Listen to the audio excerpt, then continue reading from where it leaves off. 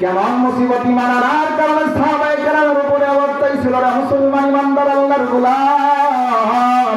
আল্লাহর নবীর এক একজন সাহাবী ঈমান আনার কারণে শুধু ঈমান আনা, আল্লাহর উপর বিশ্বাস স্থাপন করা, বিশ্বকে তার নিজের জীবনের সবচেয়ে শ্রেষ্ঠ এবং আপন মনে করে নেওয়ার কারণে এই অন্যায়ের কারণে এক একজন সাহাবায়ে কেরামকে কি পরিমাণে জমিনে কষ্ট স্বীকার করতে হয়েছিল। সুবহানাল্লাহ।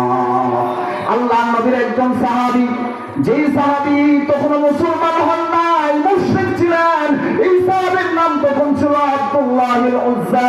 আব্দুল উজ্জা তখন মুশরিক ছিল, মুসলমান হন নাই। মুসলমান ইমানদার আল্লাহর গোলাম যখন ফাতে মক্কা হয়ে গেল, ফাতে মক্কা বিজয়ের পর ধরে ধরে মুসলমানরা, ধরে ধরে মুশরিকরা যখন ঈমানের ছায়া চলে আসতেছে, নবী রহমতের হাতে হাত মিলায়া কালিমা চলে আসতেছে, ইসলামের ছায়া চলে আসতেছে, এই মুহূর্তে আব্দুল্লাহ উজ্জা সে তার চাচাকে ডাকতে বলতেছে, কারণ তার বাবা ছিল না, ছোটবেলায় সেই সাহাবীর বাবা ইন্তেকাল করেছিল। চাচার ছত্র ছায়ায় সে লালিত পালিত হয়েছিল, চাচা তাকে লালন পালন করে চাচার কামাই দিয়ে তাকে খাওয়াইছিল, বড় করেছিল। চাচাকে ডাক দেয়া কয় আব্দুল্লাহ, চাচাকে ডাক দিয়ে বলতেছে, চাচা গো, ও চাচা, মক্কা বিজয়ের পর হাজার হাজার মুশরিক বিশ্বনবীর দরবারে গিয়ে কালিমা পড়ে মুসলমান হয়ে যায়। আমারও মনে চায় আমি আর মুশরিক থাকবো না, আল্লাহর সাথে শরীক করবো না, আমি আর এই বিশ্বাসগুলো নিয়ে থাকতে চাই না। যেই মূর্তিগুলোর সামনে খাবার দিলে খাই না, যেই মূর্তিগুলোকে ডাকলে তারা সাড়া দেয় না, তাদেরকে আমি ডাকতে চাই না।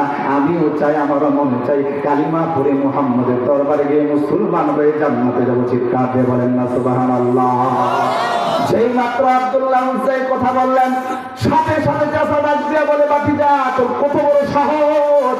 বাতিজা, শোনো, তোমার যদি মুসলমান একান্ত হতে হয়, এত আগ্রহ হয়, তাহলে শোনো, আমার চাচার ঘোষণা হলো, আমি যে এতদিন তোমাকে খাওয়াইছি, বাবার অনুপস্থিতি লালন পালন করেছি, আমার বাতিজারে তোমার সব কিছু দিয়ে দিতে হবে।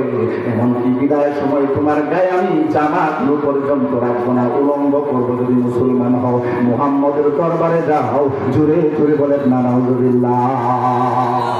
মুসলমান ইমানদার আল্লাহর গোলাম একবার জাতির ভিতরে ঈমান ঢুকে গেছে, নবীর মহব্বত ঢুকে গেছে।